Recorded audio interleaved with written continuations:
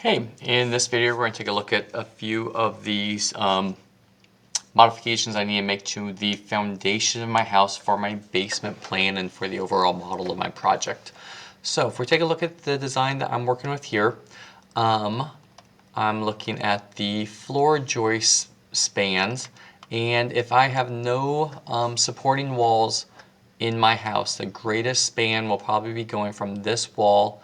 There's a straight path through all the way back to that wall. That's the longest span going from front to back of my house. Obviously, it's much longer going side to side, so that's not the ideal direction to go. But by going in this direction, I get a distance from this wall down to that wall of 36 feet something. Okay, that's much too big. Is that right? Much too large to span with the I-joist system that we have. Yeah, 36 feet there. So with that being an issue, let's take a look at the floor joist span chart. Oh, I lost it. Here we go.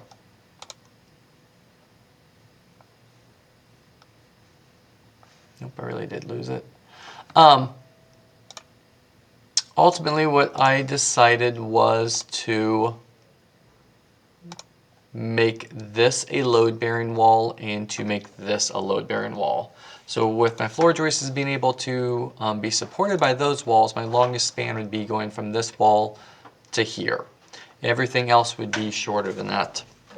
So if I want to make this a load-bearing wall, I changed it from a 2x4 to a 2x6 construction.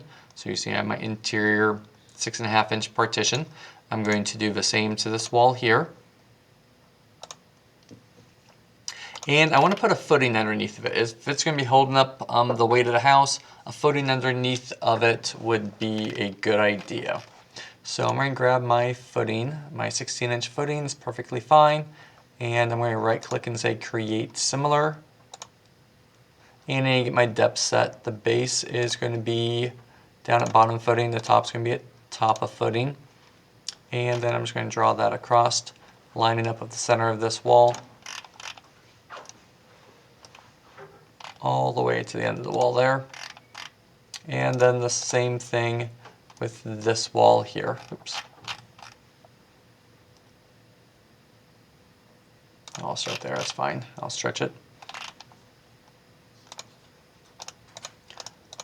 All right, so now I need to do the override graphics with them and make them show up as a dashed lines. I need to label the wall as a load-bearing wall with a footing underneath of it. So I can just go in there and change that pattern. Oops, not that one. The cut pattern. Projection lines to a dashed line. Another step I need to take is with my house I have a brick finish on it, or a stone finish on it, and that stone extends all the way down to the ground. So if we look at the section view I cut for the garage, there's that section view, we'll go to view on that.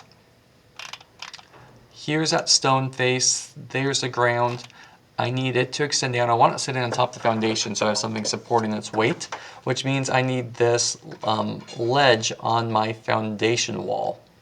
So to make that, I actually made this 10-inch concrete two segments. I made a 3-inch thick segment here and a 7-inch segment there, and made it so I could adjust the 3-inch segment a foot lower. All right, we'll take a look at that in a future video.